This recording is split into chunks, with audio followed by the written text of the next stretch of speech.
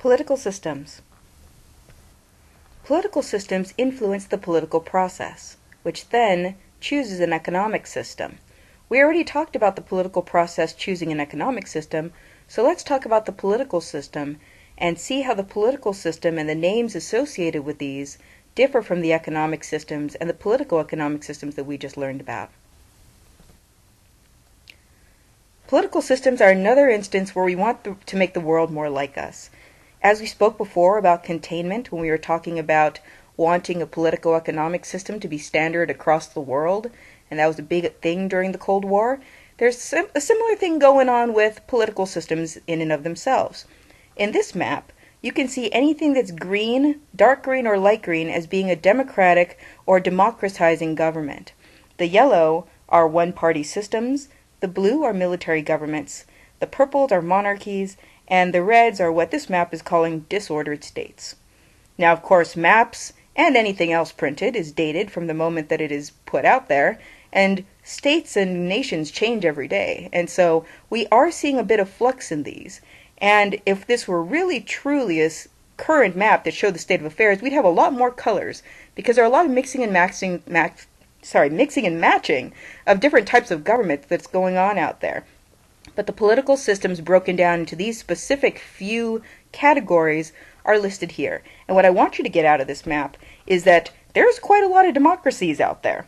The democratic system, of course, is one that the United States is a firm believer in and one that they tend to evangelize the world. But you can see all the different democracies that we have, especially in Western Europe, in South America, in the Australian continent, and growing even more so. Let's talk about a couple of these political systems. There are authoritarian systems and non-authoritarian systems. That's the first way that we're going to break up our categories here. Authoritarian systems, the monarchy, theocracy, fascism, oligarchy, totalitarian system, and authoritarian capitalism. We'll be talking about those. For non-authoritarian systems, we're going to be talking about anarchies and democracies. So what's the difference? In an authoritarian system, the government has the power, and the role of the people is to be subjects to the government. They serve the government and the authoritarian system which it carries out. In a non-authoritarian system, we have the people having the power, and the role of the people are the citizens. And specifically when we're talking about non-authoritarian at this point, we mean democratic nations. So in a democracy, you have citizens who are the people, who actually are the ones who have the power in order to make change in the governmental system. As long as you're a citizen, then you have the power to make the change and to affect the roles of government in your life. The first authoritarian government we want to talk about is a monarchy, which you've probably heard about before. There are governments where there is a king or a queen. Most recently in the news, we hear much about the British monarchy, which is still in place. They have a queen currently and a rising king. That being said, the British case is a little bit different because they are a constitutional monarchy, and so this is a shade of gray, which we're looking at right now. But a pure monarchy would be one where power is vested in a king or queen, much like it is in a country like Saudi Arabia. A theocracy is when the government draws its power from a religious authority. There are religious clerics or people of high religious power who are the ones who run the government, and they usually run it according to rules that follow their particular religious beliefs. We can see this in the instance of Iran. A fascist government is one in which all of the policy that is created by that government is created for the glory of the state in and of itself. So we can think of the way that Nazi Germany was governed as everything for the glory of that particular entity and that particular government. An oligarchy is a rule by a small group of elite individuals. We saw this in the Soviet Union. There are some who say that this is the way that much of America operates, and that we have a group of elites who tend to be ruling everything. However, we're really looking at a formalized system where you have a group of elites who are in charge of running the government, and that is the way that it is understood as the governmental political system. and a totalitarian government. In this system, everything is controlled by the government. They have control over absolutely every form of life, who gets to buy, who gets to sell, what products are being sold and what products are being imported, and they have complete control, hence the total in totalitarian. And we can see the idea of this happening in countries like North Korea. I want to go back to fascism just for a second, because the idea that I just gave you, which was that fascism is all about the glory of the state, really doesn't tell us a whole lot, considering we hear this term so much. I know we hear a lot about whenever we don't like a particular politician, for example, President Obama, all of a sudden he is called a fascist or a socialist or a communist. And these names are thrown out. However, we really don't understand what they mean and what they can be used for. Now, knowing that a fascist government is one that exists for the glory of the state, it doesn't quite drum up the same type of issue, same type of fear as we normally would think of when we hear the word fascist, especially when it's attached to a politician or some sort of individual that we're worried about. That's why I like the poster that is here. And really, the reason that we fear fascism has nothing to do with the glory of the state in and of itself, but it really has to do with the known evil that we've seen before as a fascist state. What really people are saying when they're trying to say Obama is a fascist or this person is a socialist is they're trying to get you to hearken back to what images that particular word brings up for you. And for many people, particularly those who lived through World War II and then on, they tend to think when they hear fascism of Nazi Germany. And because they were conditioned through a ton of propaganda to understand anything having to do with Nazi Germany to be a known evil, then of course fascism is evil. And so if we want to call somebody evil, all we have to say is they're fascist. Same thing with socialism and communism during the Cold War. We were trained to say these are known evils. And so when we wanted to say that somebody or something was evil, then we just said, oh, it's socialist, it's communist. And a lot of people who are afraid of these terms don't have any idea what they actually mean, or that they're just simply political systems or political economic systems and models of governments. But they do have these pictures in the backs of their minds that come up every time these words come out, and that's what they're associating them with. So it's important to know what these names and these words really mean in order to go on with our study of what governments are. Speaking of which, let's talk about non-authoritarian governments. Anarchy is one of my favorite. Anarchy just means the absence of government and laws altogether.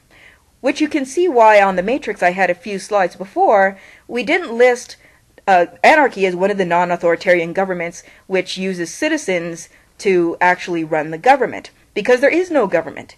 In anarchy, there are no citizens, there are no people, there's no government at all, there's absolutely nothing going on. In fact, there's no organization whatsoever.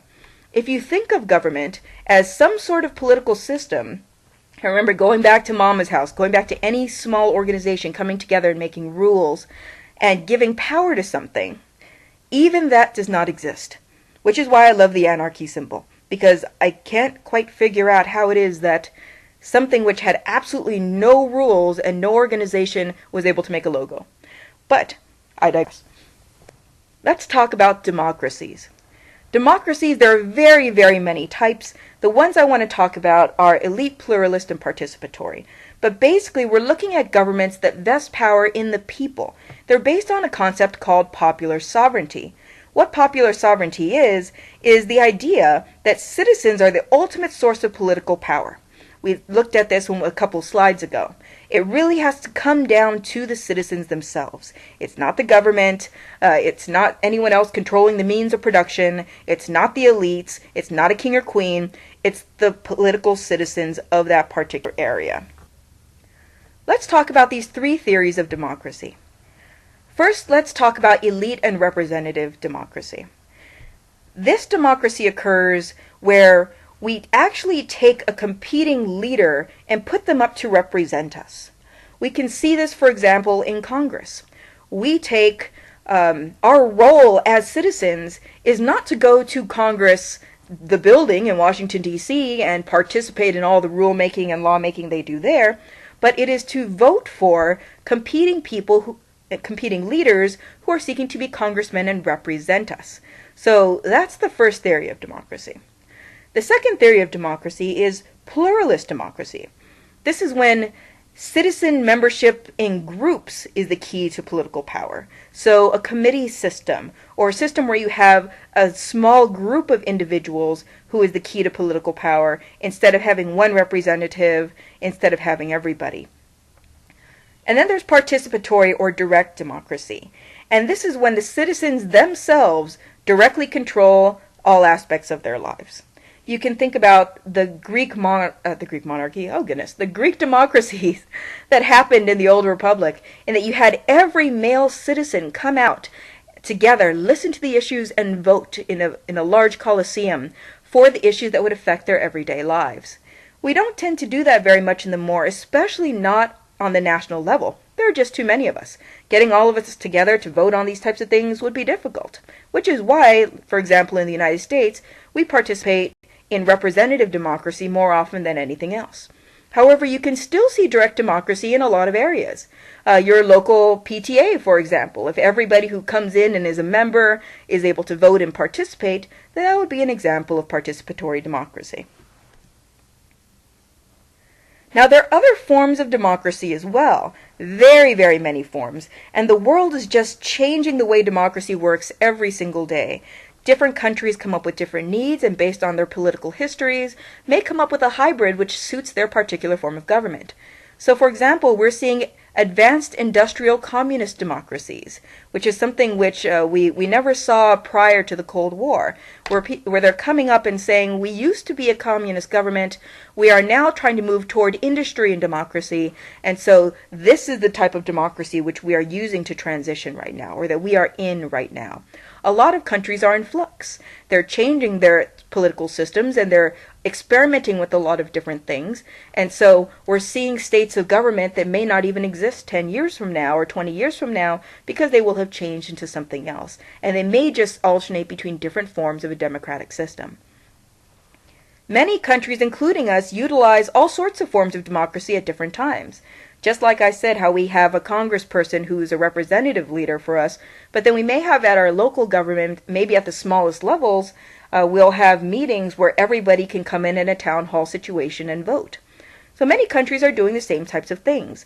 They're trying to figure out what type of participation is going to mean the most for their citizens, and what's going to be most effective. This has to do with the type of citizenry you have, whether they're very participatory or not. This has to do with the type of leaders that you have, whether that's something that they're engaged in. This has to do with the education level of a lot of the citizenry. This has to do with the amount of people in a particular nation. Just the larger you grow, of course, the harder it is going to be to pack people into a room. And this also has to do, even more so now than ever, with technology. Can we move to a system where everyone can participate because everybody can just be a mouse click away? But whatever the form of democracy it is, the basic idea to remember is that democracy is participation in some way by the citizens in their government. The government would not exist without the citizens' input, and they have to participate in order to keep that particular system running.